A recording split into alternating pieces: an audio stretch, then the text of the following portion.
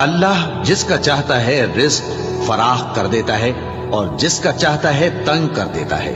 और काफिर लोग दुनिया की जिंदगी पर खुश हो रहे हैं और दुनिया की जिंदगी आखिरत के मुकाबले में बहुत थोड़ा सामान है। और काफिर कहते हैं कि इस पैगंबर पर इसके परवरदिगार की तरफ से कोई निशानी क्यों नाजिल नहीं हुई।